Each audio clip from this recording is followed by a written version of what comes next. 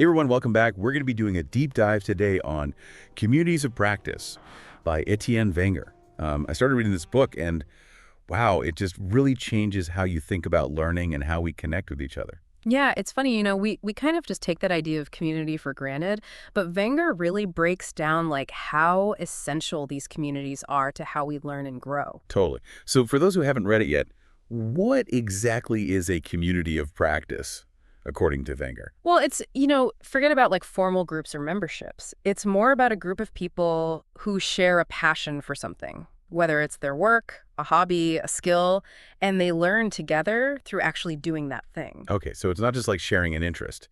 It's about actively practicing it together. Exactly. Think about a group of nurses working in a hospital. They're not just colleagues, they're a community of practice, constantly learning from each other's experiences, sharing tips, and developing their skills together. Or imagine a group of people who love to bake bread. They might swap recipes, troubleshoot sourdough starter issues, and even judge each other's creations. That's a community of practice in action. I love that. That makes so much sense. And it really highlights something Wenger talks about, this idea of negotiation of meaning. Can you unpack that a little? Absolutely. One of the key things about communities of practice is that they create their own understanding of the world. It's not just about following rules or textbooks, it's about how the community, through their shared practice, develops its own language, its own values, even its own ways of getting things done. So even in a workplace with strict guidelines, the community of practice might develop its own unique interpretation of those rules. Exactly. Think about those nurses again. They might have formal protocols to follow, but through their shared experience, they also develop their own understanding of how to apply those protocols in different situations, or even how to bend the rules a little when needed, all based on their collective knowledge and experience. Yeah, it's like they create a shared language and understanding that goes beyond the official one. Right, and the shared meaning is constantly evolving as the community engages in its practice. So how does all this learning actually happen within these communities? Well, Wenger describes two key processes, participation and reification. Participation is pretty straightforward. It's about actively engaging in the practice, doing the work, interacting with others in the community. So for those bakers, it would be the actual bakings, the experimenting with recipes, Yeah. the sharing of tips and techniques. Exactly. And reification is about making that knowledge tangible, giving it a concrete form. So it's like taking those baking experiences and turning them into a shared recipe book, Hmm. or developing a glossary of baking terms that everyone in the community understands. You got it. Or think about those nurses again. They might develop their own shorthand for communicating patient information, or create a cheat sheet of common procedures. These are all examples of reification, turning the knowledge they've gained through practice into something concrete that can be shared and used by others in the community. That's fascinating. So it's this back and forth between actively doing something and then reflecting on that experience to create something tangible that others can learn from. Precisely. And this constant interplay between participation and reification is what drives learning within a community of practice. It really makes you think about how much we learn from each other just by being part of a group and doing things together. Yeah, it's powerful stuff. And it's often more effective than traditional top-down learning approaches. You know what's really striking me about all of this is how deeply connected learning is to our sense of identity. That's a key point Wenger makes. He argues that as we participate in a community of practice, we're not just learning skills, we're actually shaping our identity. Yeah. So it's not just about what we do, but who we become through our participation in these communities. Exactly. Think about it. When you spend time with people who share your passion, who understand your struggles, and who celebrate your successes, it shapes how you see yourself and your place in the world. It's like belonging to a community becomes part of who you are. Yeah. I know for me, being part of a writing group has completely transformed how I view myself as a writer. I've learned so much from the other members. But I also feel more confident and supported, which has really boosted my writing. That's a perfect example, and it highlights the importance of finding and nurturing these communities, both for our own growth and for the collective knowledge and expertise that they generate. It's interesting, though, right? Because these communities can sometimes clash with the way organizations are structured. Yeah, that's a great point. Sometimes it feels like, companies try to put people in these neat little boxes. Uh-huh. But these communities of practice show that knowledge and learning flow in much more organic ways. Yeah, Wenger talks about that tension quite a bit. He says that traditional organizations are often designed for efficiency and control, which can unintentionally stifle the natural flow of knowledge and learning that happens within communities of practice. So you're saying that the very structure of an organization can sometimes work against the way people actually learn and share knowledge. Exactly. Like imagine a company where all the engineers are separated by department and have limited interaction with each other. They might be missing out on opportunities to learn from each other's experiences, share best practices, and solve problems more effectively. It's like putting up walls between people who could be learning and growing together. Right. And that's why Wenger stresses the importance of recognizing and supporting these communities of practice within organizations. He suggests that companies should actively create spaces for people to connect, share their knowledge, and learn from each other, even if they're from different departments or levels of seniority. So instead of just relying on formal training programs, companies should be thinking about how to foster these more organic learning communities. Exactly. Think about it when you're facing a challenging problem at work. Who do you turn to for help? It's often a colleague who has experience in that area, someone you trust and can learn from, even if they're not your direct supervisor. That's so true. It's like tapping into a network of expertise that already exists within the company. Precisely. And those informal networks are often where the most valuable learning takes place. Wenger argues that this kind of learning, driven by a real need to solve problems and improve practice, is often more powerful and enduring than formal training programs. It's like learning by doing, but with the added benefit of having a community of support and expertise around you. Exactly. And that's what makes communities of practice so powerful. They create a space where people can experiment, share their successes and failures, and constantly refine their practice together. Makes you wonder why more organizations aren't actively cultivating these communities. Well, I think part of the challenge is that it requires a shift in mindset. It means moving away from a top-down approach to learning and development and embracing a more organic, bottom-up approach.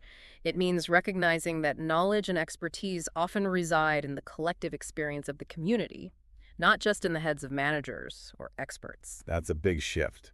But it seems like it could be incredibly beneficial both for individual employees and for the organization as a whole. Absolutely. When people feel like they're part of a community of practice, they're more likely to be engaged, motivated, and committed to their work. They're also more likely to share their knowledge and expertise, which benefits everyone. It's like creating a virtuous cycle of learning and growth. You know, as we're talking, I keep thinking about how Wenger's ideas apply not just to workplaces, but to all sorts of communities we're part of, from online forums to hobby groups to social movements. That's a great observation. Wenger's work has implications for any group of people who share a passion and learn together through their shared practice. Think about online communities dedicated to coding, gardening, or even playing video games. They all exhibit the same characteristics of communities of practice. They develop shared languages, values, and ways of doing things. They engage in both participation and reification, and they provide a space for people to learn, grow, and shape their identities. It's like this invisible thread that connects all sorts of different groups and communities. Exactly. And I think that's one of the things that makes Wenger's work so compelling. It gives us a framework for understanding not just how we learn, but how we connect with each other and create meaning together. You know, another thing that struck me about Wenger's book is his emphasis on the idea of boundaries between communities. That's an important point. Wenger argues that communities of practice are not isolated islands, but rather part of a larger landscape of practice. He uses the metaphor of a landscape, right? Like a map with different territories, each representing a community of practice. Precisely. And just like in a real landscape, there are boundaries between these communities, places where they overlap, and areas of exchange. So it's not just about what happens within a community, but also how different communities interact with each other. Exactly. And Wenger argues that these interactions between communities are often where innovation and creativity happen. Because you have different perspectives coming together. Right. People bringing their unique knowledge and experiences, challenging each other's assumptions, and finding new ways to approach problems. It's like cross-pollination, where different ideas and approaches combine to create something new. That's a great analogy. And Wenger talks about the importance of brokers, people who can bridge these different communities and facilitate communication and collaboration. So these brokers are like translators, helping people from different communities understand each other and work together. Exactly. They have a foot in both worlds and can help navigate the different languages, values, and ways of working that each community has developed. Makes me think about how important it is to have people in organizations who can connect the dots between different departments and teams. Absolutely. Those brokers can play a crucial role in breaking down silos, fostering collaboration, and driving innovation. You know, all this talk about boundaries is making me think about those times when you feel like you're both part of a community and an outsider at the same time? Wenger actually addresses that very feeling. He talks about different modes of belonging that people experience within communities of practice. So you're saying there are different ways of being part of a community. Exactly. Wenger describes three modes of belonging: engagement, imagination, and alignment. Okay, I'm intrigued. Break those down for me. So engagement is the most straightforward mode. It's about being actively involved in the practice, contributing to the community, and feeling a sense of connection through your participation. Okay, that makes sense. What about imagination? Imagination is about connecting with communities that we might not be directly involved in. It's about identifying with a group's values, goals, or interests, even if we don't actively participate in their practice. So you could feel a sense of belonging to a community of artists, even if you're not an artist yourself, simply because you appreciate their work and share their values. Exactly. It's about feeling a sense of connection through shared beliefs or aspirations, even without direct involvement. And then there's alignment. What's that all about? Alignment is about coordinating our actions with others to achieve a common goal, even if we come from different communities or have different perspectives.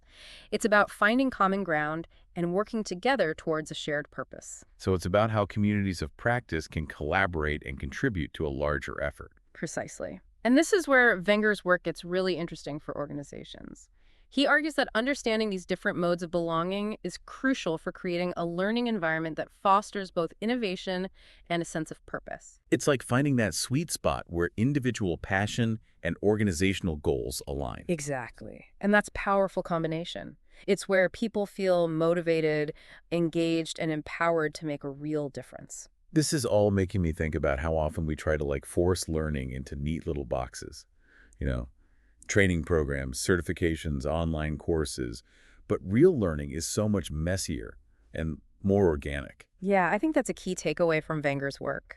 He challenges us to think beyond those formal structures and to recognize the power of learning that happens through everyday practice and interaction. And it's not just about individual learning, right? Yeah. It's about how these communities of practice contribute to a collective body of knowledge. Exactly. He talks about how communities develop a shared repertoire of resources, practices, stories, and tools that embody their collective wisdom. It's like a living library of knowledge that's constantly being updated and refined. And it's not always explicit knowledge, right? It's often embedded in the way things are done, the unspoken rules, the shared understanding that develops over time. It's like an apprenticeship model, where you learn by observing, by being part of the community.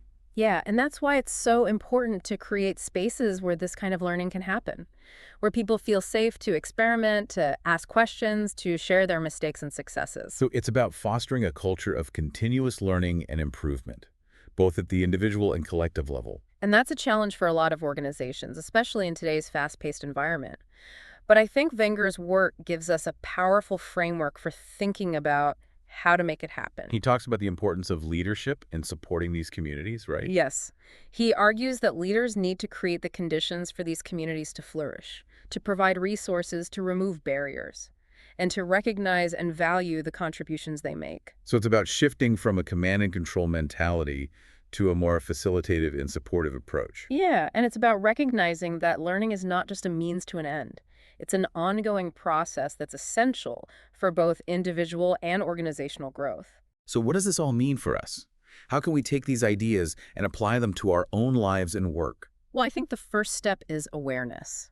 Paying attention to the communities of practice that we're already part of, noticing how they operate, how they shape our thinking and our identities. And then thinking about how we can contribute to those communities, how we can share our knowledge and expertise, how we can help others learn and grow. And for those in leadership positions, it's about thinking about how to create a culture that values these communities, that encourages collaboration and knowledge sharing, that sees learning as an integral part of the work itself.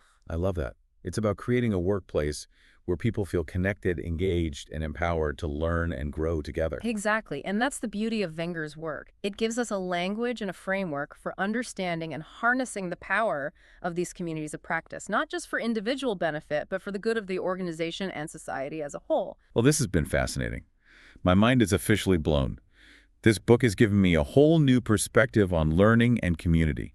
What a fascinating deep dive. Yeah, it really is a groundbreaking work. I encourage everyone to explore it further and to see how its insights can transform your understanding of learning and social dynamics. That's it for this deep dive, folks. Thanks for joining us. We'll catch you next time.